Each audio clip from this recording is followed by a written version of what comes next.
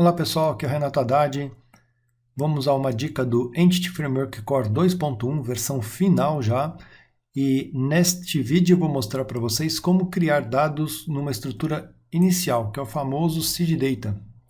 Então antes de mais nada, aqui no blog do produto, ó, eles estão anunciando o Entity Framework Core 2.1. O que você precisa? Você precisa instalar o .NET Core 2.1, versão final, e o Entity Framework. E também pegar o Visual Studio e atualizar a versão, tá? Que é a 15.7.2. E tem outras versões também que você pode até utilizar o framework, desde que tenha os pré-requisitos, que é o .NET Core 2.1 e o Entity Framework a gente acaba instalando via pacotinhos no Get, que é o que eu vou fazer com vocês, tá? Bom, então vamos lá. A ideia desse vídeo é criar uma classe de cliente e a partir dela trabalharmos... aqui, eu vou dar um Create New Project.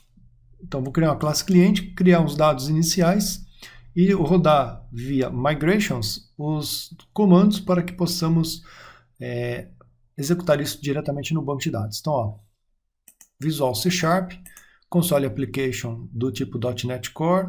Aqui vou colocar nessa pasta o nome da minha aplicação, vou chamar de EF Core 2.1, que é o 21 Seed Data. Muito bem, ok?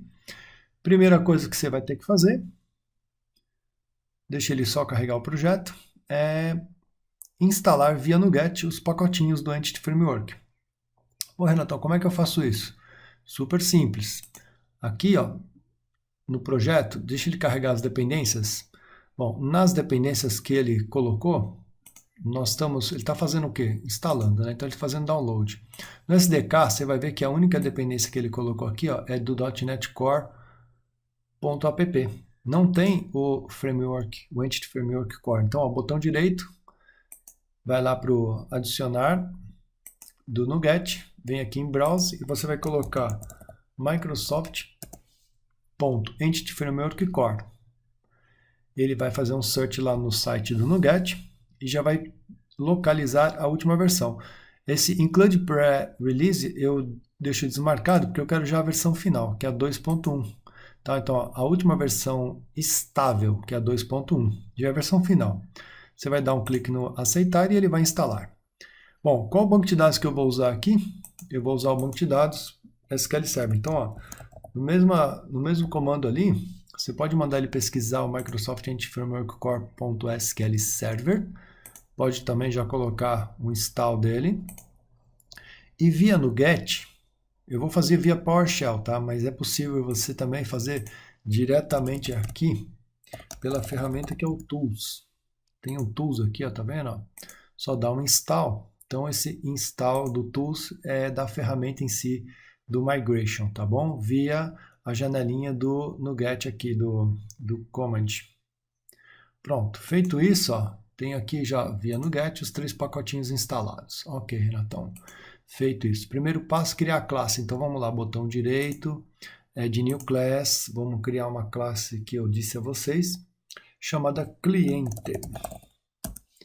Muito bem, essa classe aqui, ó, eu vou colocar lá como pública. E a estrutura dela é só dar um prop tab, pessoal.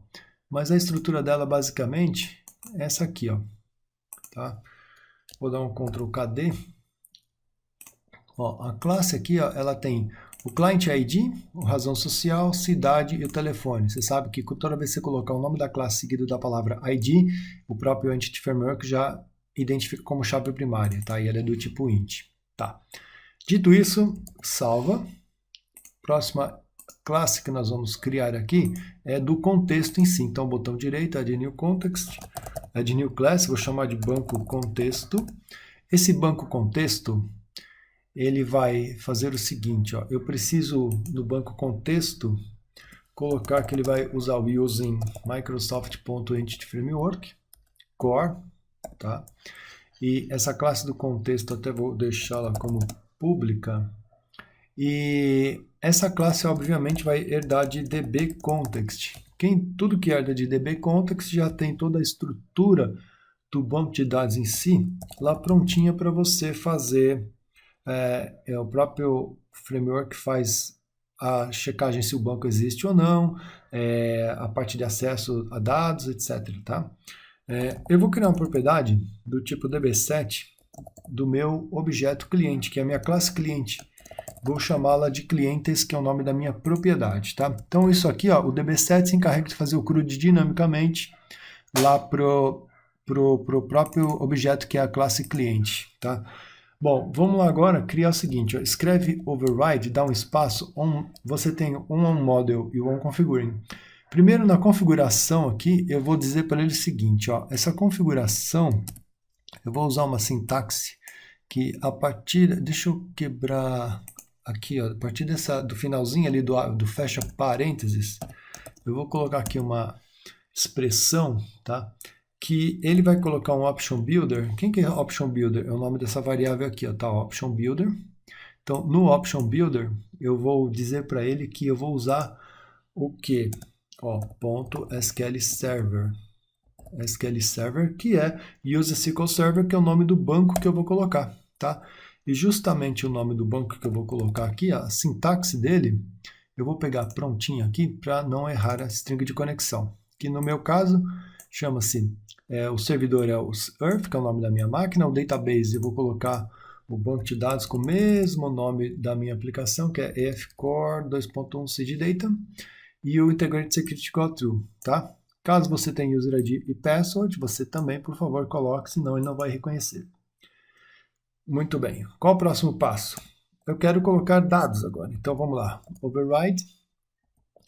Dá um on. Agora sim, ó. onModel creating. No onModel creating, mesma coisa. Eu vou já colocar aquela outra sintaxe de colocar uma expressão para o que eu quero. Então, aqui, ó. Essa expressão que eu vou dizer para ele vai ser o seguinte. Model Builder, que é o nome da minha variável que chega como parâmetro ali, tá vendo?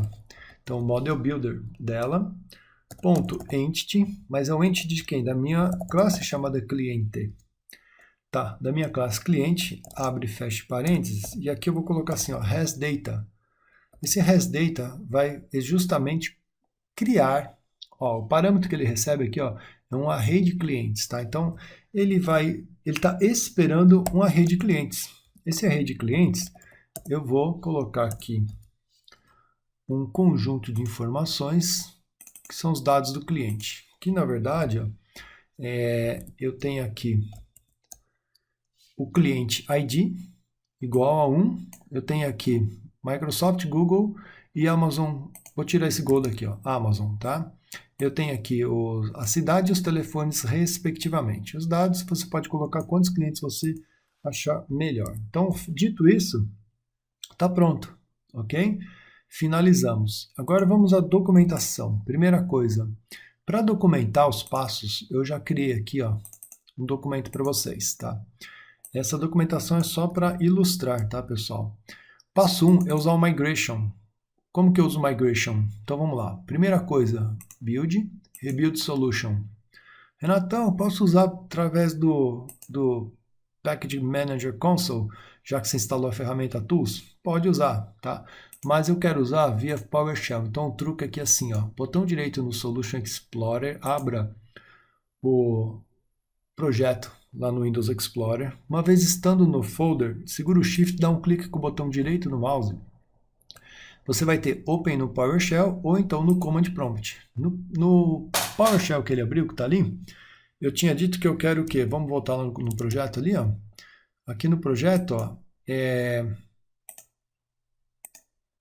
vou colocar este comando aqui, ó.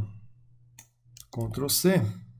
Então, ó, se você colocar também aqui, ó, .NET EF, dá um Enter, você vai perceber que ele coloca o Entity Framework Core 2.1 e aqui você tem algumas informações. Olha o Migration ali, tá? Então, o comando que eu vou colocar é .NET EF Migration ADD e o nome qualquer. Esse nome qualquer eu chamei de SeedData. O que ele vai fazer? Ele vai analisar toda a classe que tem no DB7, vai analisar o onModel Creating com os dados em si e vai colocar, ó, Done, feito, né?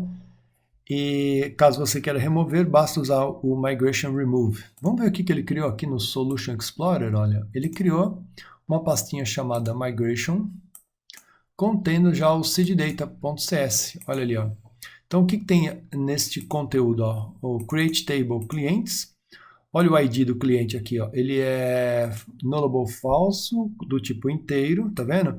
E, ó, interessante, ó, identity column, ou seja, ele é uma chave primária, que está declarada, inclusive, aqui, ó, primary key, né, client ID. E as outras três colunas são do tipo string, nullable igual a true, ou seja, pode ser nulas, tá? E olha só, isso aqui é novidade, não existia antes, ó. O insert data, ele pegou exatamente as três linhas de clientes que nós colocamos e colocou exatamente o que nós precisamos aqui, tá? Voltando aqui, ó, passo 2, .NET EF Database Update. Então vamos agora criar o banco de dados em si. Dá um Enter, ó, .NET espaço EF espaço database.update, tá? E se fosse lá na ferramenta diretamente no Visual Studio, seria update-database, tá? Aqui ele vai criar o banco em si, fisicamente, tá? Enquanto ele cria o banco fisicamente, o que nós vamos fazer? Eu vou pegar já o program.cs e aqui, ó, eu vou colocar o seguinte, ó, using system.link. Não pode esquecer do link, porque eu vou usar um for each lá que tem só no link, tá? Aqui eu vou colocar EF core 2.1 seeddata, que são dados iniciais. Muito bem. Já vamos colocar aqui um console.readline para dar um break quando você executar o programa. Bom, aqui eu quero mostrar os dados em si. Então vamos lá, using tab. O recurso que eu vou usar é uma variável do ctx igual a new de banco contexto, que é o meu contexto em si. Esse meu banco contexto, ele contém exatamente a ctx.clientes.toList.